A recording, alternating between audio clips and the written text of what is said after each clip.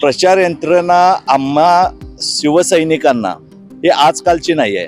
जो शिवसेनेवर आणि महायुतीवर जो विश्वास दाखवला ही तर खरी तर शिवसेनेला पोच पावते. चांगल्या पद्धतीचा फंड या कोल्हापूर वासियांना देण्याचं काम आदरणीय एकनाथ शिंदे साहेबांनी केलं. नमस्कार, नवराष्ट्रामध्ये आपलं स्वागत आहे. नुकत्याच झालेल्या विधानसभा निवडणुकीत राज्यात महायुतीनं भरघोस यश मिळवलं. महायुती सत्ता देखील स्थापन झाली. कोल्हापूर जिल्ह्यातील देखील सर्व महायुतीचे उमेदवार निवडून आले. आज आपण कोल्हापूर उत्तर विधानसभा मतदारसंघातून जे विजयी उमेदवार झाले राजेश क्षीरसागर यांच्या मागे जी कार्यकर्त्यांनी जी फळी उभा केली, ती प्रचार यंत्रणा राबवली, याची माहिती घेणार आहोत. आपल्यासोबत बोलण्यासाठी शिवसेना शिंदे पक्षाचे कोल्हापूरचे जिल्हा प्रमुख सुजित चव्हाण आहेत. त्यांच्याकडून आपण हे सगळी प्रचार यंत्रणा कशी राबवली हे जाणून घेणार आहोत.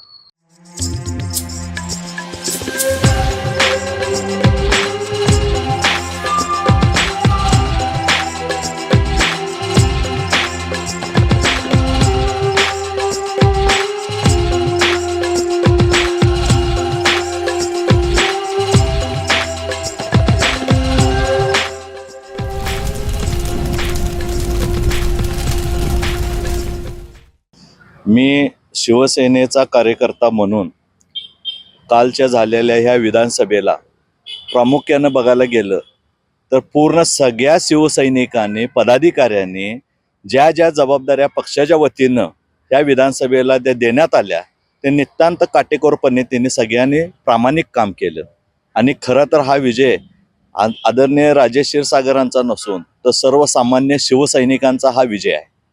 हे म्हणण्यात काय वावगं ठरणं वावगं नाही. काय आलं काय, प्रचार यंत्रणा आम्हा शिवसैनिकांना हे आजकालची नाही आहे.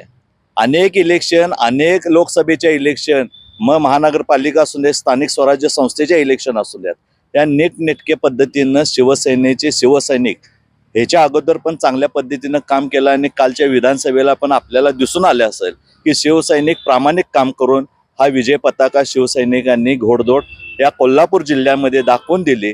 त्याचबरोबर या कोल्हापूर जिल्ह्यातल्या सर्वसामान्य नागरिकांनी जो शिवसेनेवर आणि महायुतीवर जो विश्वास दाखवला ही तर खरी तर शिवसेनेला पोच पावते. प्रत्येक ठिकाणी मग आपल्या बघायला गेलं तर जुनं कोल्हापूर जर आपण घेतलं ह्या उत्तर विधानसभा मतदारसंघातलं तर पेटेचं राजकारण आहे आपल्या इथं. आणि ह्या पेटामध्ये खरं तर आम्हाला सगळ्यांनी जी साथ दिली तर ह्या पेठेतल्या राजकारण, शिवाजी पेठेतलं राजकारण वेगळं आहे, मंगळवार पेठेतलं राजकारण वेगळं आहे, उत्तरेश्वर पेठेतलं राजकारण आहे, बुधवार पेठेतलं राजकारण वेगळं आहे.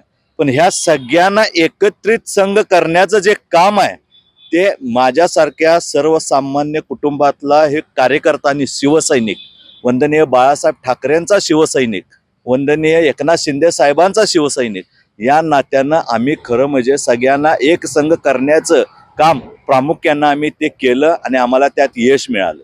बघायला गेलं तर आम्हाला जो विरोधक होता तो विरोधक त्या विरोधकाला आम्ही खरं म्हणजे गांभीर्याने घेतलंच नव्हतं. कारण का तसं जर बघायला गेलं तर ही कालची विधानसभेची इलेक्शन सर्वसामान्य नागरिकांनी हातात घेतली होती.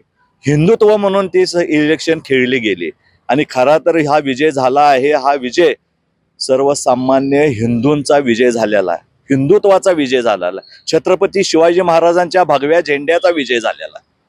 असा प्रसंग घटना म्हणजे आता तुम्हाला सांगायचं झालं की ज्या टायमाला आम्ही पेठेमध्ये फिरत होतो त्या टायमाला आम्हाला अनेक विरोधकांना सामोरे जायचा प्रयत्न केला.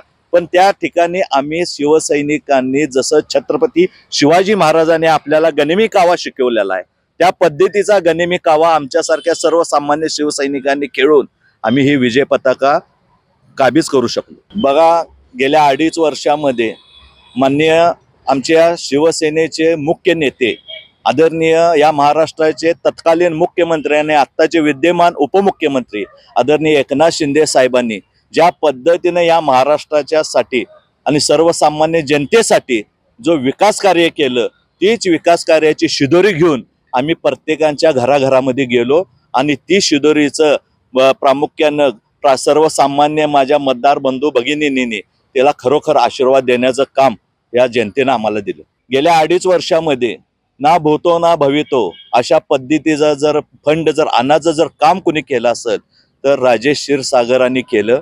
आणि ह्याला साथ जी होती ती आदरणीय मुख्यमंत्री, त्या काळाचे तत्कालीन मुख्यमंत्री आणि आत्ताचे उपमुख्यमंत्री आदरणीय एकनाथ शिंदे साहेबांनी कोल्हापूरला भरभरून प्रेम करून दिलं. भरपूर एक कोल्हापूरचा विकास करण्यासाठी चांगल्या पद्धतीचा फंड या कोल्हापूर वासियांना देण्याचं काम आदरणीय एकनाथ शिंदे साहेबांनी केलं. तसं बघायला गेलं तर राजेश क्षीरसागरांच्या माध्यमातून कोल्हापुरातला कुठलाही विषय, कुठल्याही पद्धतीचा विषय असा कुठलाही विषय राहिलेला नाही. परंतु आता राजेश क्षीरसागर साहेब या 5 वर्षामध्ये झालेला कामाचा विकास आणि आता होऊ घातलेला विकास यात खरोखर राजेश क्षीरसागर आपलं कौशल्य दाखवल्याशिवाय सोडणार नाहीत.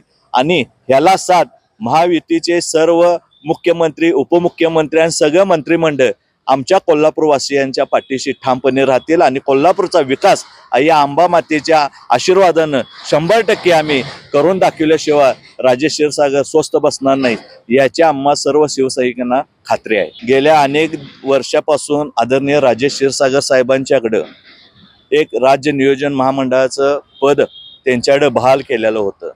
त्याचबरोबर आपल्या सर्व शिवसैनिकांची आशा आणि कांक्षा अशी होती की आपल्या राजेश क्षीरसागरांना मंत्रीपद तर मिळेलच आणि कोल्हापूरचा मंत्री म्हणून देखील त्यांच्या गळ्यात माळ पडेल अशी सर्वसामान्य शिवसैनिक म्हणून मला पण खात्री होती. परंतु आदरणीय एकनाथ शिंदे साहेब यांचं व्हिजन वेगळ्या पद्धतीचं असतं. त्यांचं व्हिजन असं असतं की पुढचं त्यांनी काय तर आयोजित केलेलं असतं.